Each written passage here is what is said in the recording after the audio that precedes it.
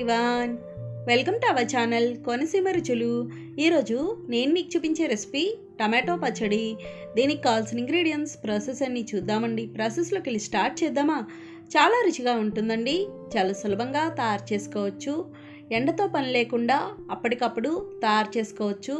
ఇలా కొలతల ప్రకారం చేసి చూడండి ఫ్రెండ్స్, మొదటిసారి చేసినా చాలా బాగా వస్తుంది. టమాటో పచ్చడికి కావలసిన పదార్థాలు: టమాటోలు కేజీ తీసుకున్నానండి. వీటిని బాగా కడిగి తడి లేకుండా ఆరనివ్వాలి. ఇలా ఎర్రగా ఉన్న పళ్ళు గట్టిగా ఉన్నవైతే బాగుంటాయండి. టమాటోల్ని ముక్కలుగా కట్ చేసుకోవాలి. ఒక చెక్కని 4 ముక్కలుగా కట్ చేసుకోవాలి. మరీ చిన్నగా ఉండకూడదండి, ఇలా ఉంటే సరిపోతుంది. ఏదైనా ఒక గిన్నె తీసుకొని ముక్కలు కొలుచుకోవాలి. ఈ కప్పుతో 6 కప్పుల ముక్కలైనయండి. ఇదే కప్పుతో అన్నీ కొలుచుకుంటే సమానంగా సరిపోతాయి. ఇలా అయితే ఎవరైనా చేసుకోవచ్చు. నేను ఇప్పటి వరకు ఏ పచ్చడి చేసినా ఇలా కప్పు కొలతలతోనే చూపించాను. 6 కప్పుల టమాటో ముక్కలకి 1 కప్పు చింతపండులో పీచు కానీ గింజలు కానీ ఏమన్నా ఉంటే తీసేసుకోవాలి. గ్రాముల్లో చూస్తే 100 గ్రాముల చింతపండు. స్టవ్ ఆన్ చేసి ప్యాన్ పెట్టి నూనె వేసుకోవాలి. నూనె వేడవ్వాలి. 6 కప్పుల టమాటో ముక్కలకి 1/2 కప్పు వేరుశనగ నూనె వేసుకోవాలి. ఇలా నూనె వేసుకున్నాక టమాటో ముక్కలు, చింతపండు వేసి కలుపుకోవాలి. చింతపండుని పొడిగా వేసుకోవాలండి, ఒకే చోట ముద్దలాగా కాకుండా. ఇవి బాగా కలిపి మూత పెట్టేసి మీడియం ఫ్లేమ్లో మగ్గించుకోవాలి. మీ దగ్గర పప్పు నూనె ఉంటే పప్పు నూనె అయినా వేసుకోవచ్చు. ఇలాంటి పచ్చళ్ళకి వేరుశనగ నూనె కానీ పప్పు నూనె కానీ అయితే బాగుంటుంది. టమాటో ముక్కలు ఒక పావు వంతు మగ్గాక ఉప్పు వేసుకోవాలి. 6 కప్పుల టమాటో ముక్కలకి 1/2 కప్పు కల్లు ఉప్పు వేసుకోవాలి. కల్లు ఉప్పు అయితే బాగుంటుందండి. మీ దగ్గర ఇది లేకపోతే సాల్ట్ అయినా వేసుకోవచ్చు. సాల్ట్ అయితే ఇంత పట్టదండి, తగ్గించి వేసుకోవాలి. ఉప్పు వేసి ఇలా బాగా కలుపుకున్నాక మూత పెట్టేసి మగ్గించుకోవాలి. మధ్య మధ్యలో మూత తీసి కలుపుతూ ఉండాలండి, అడుగంటుకుంటుంది. ఉప్పు వేయడం వల్ల నీరొచ్చి ఇదంతా బాగా మగ్గుతుంది. చూడండి, ఇది ఇలా మగ్గింది కదా. ఇలా మగ్గాక ఇంకా మూత పెట్టాల్సిన అవసరం ఉండదు. మూత పెట్టకుండానే మగ్గించుకోవచ్చు. గరిటితో ఒకసారి ఇలా మెదుపుకోవాలండి, ఎక్కడ ముక్కలు లేకుండా ఉంటాయి.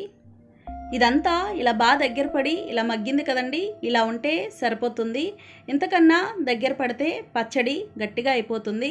స్టవ్ ఆఫ్ చేసుకోవాలండి, బాగా చల్లారాలి.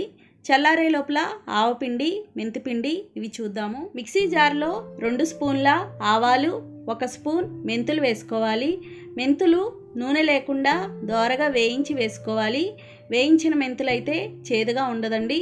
ఇలా ఇవి వేసి మెత్తగా మిక్సీ పట్టుకోవాలి. చాలా మెత్తగా ఉండాలండి, ఎక్కడన్నా ముక్కలుంటే చేదుగా ఉంటుంది.